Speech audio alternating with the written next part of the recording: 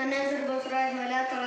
ನಾನು ಸರ್ಕಾರಿ ಹಿರಿಯ ಪ್ರಾಥಮಿಕ ಶಾಲೆ ಹಿರೇಗುದ್ದೂರಿನಲ್ಲಿ 6ನೇ ತರಗತಿಯಲ್ಲಿ ಓದುತ್ತಿದ್ದೇನೆ. ನಾನು ಮಾಡುವ ಪ್ರಯೋಗದ ಹೆಸರು ವಾಹಕ ಮತ್ತು ಅವಾಹಕ ಗುರುತಿಸುವುದು. ಬೇಕಾಗಿರುವ ಸಾಮಗ್ರಿಗಳು: ಶುಷ್ಕಕೋಶ, ವಾಹಕ ತಂತಿ, ಬಲ್ಬ್, ಪ್ಲಾಸ್ಟಿಕ್ ಪೆನ್, ಕಬ್ಬಿಣದ ಬಳೆ, ಗಾಜಿನ ಬಳೆ, ಕಬ್ಬಿಣದ ಅಳತೆಪಟ್ಟಿ, ಪ್ಲಾಸ್ಟಿಕ್ ಅಳತೆಪಟ್ಟಿ, ಪಿನ್, ಕಟ್ಟಿಗೆ. ವಿಧಾನ: ಶುಷ್ಕಕೋಶ ಧನಾಗರದ ತಂತಿಯನ್ನು ಬಲ್ಬ್ಗೆ ಜೋಡಿಸಲಾಗಿದೆ, ಋಣಾಗದ ತಂತಿಯನ್ನು ಜೋಡಿಸಲಾಗಿಲ್ಲ.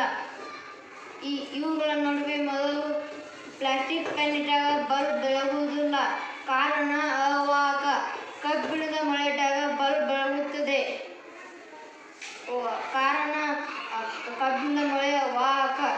ಗಾಜಿನ ಬಳೆ ಇಟ್ಟಾಗ ಬಲ್ಬ್ ಬೆಳಗುವುದಿಲ್ಲ, ಕಾರಣ ಅವಾಹಕ. ಕಬ್ಬಿಣದ ಅಳತೆಪಟ್ಟಿ ಇಟ್ಟಾಗ ಬಲ್ಬ್ ಬೆಳಗುತ್ತದೆ, ಕಾರಣ ವಾಹಕ. ಪ್ಲಾಸ್ಟಿಕ್ ಅಳತೆಪಟ್ಟಿ ಇಟ್ಟಾಗ ಬಲ್ಬ್ ಬೆಳಗುವುದಿಲ್ಲ, ಕಾರಣ ಅವಾಹಕ.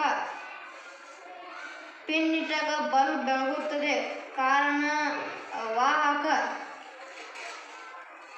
ಕಟ್ಟಿಗೆ ಇಟ್ಟಾಗ ಬಲ್ಬ್ ಬೆಳಗುವುದಿಲ್ಲ, ಕಾರಣ ಅವಾಹಕ.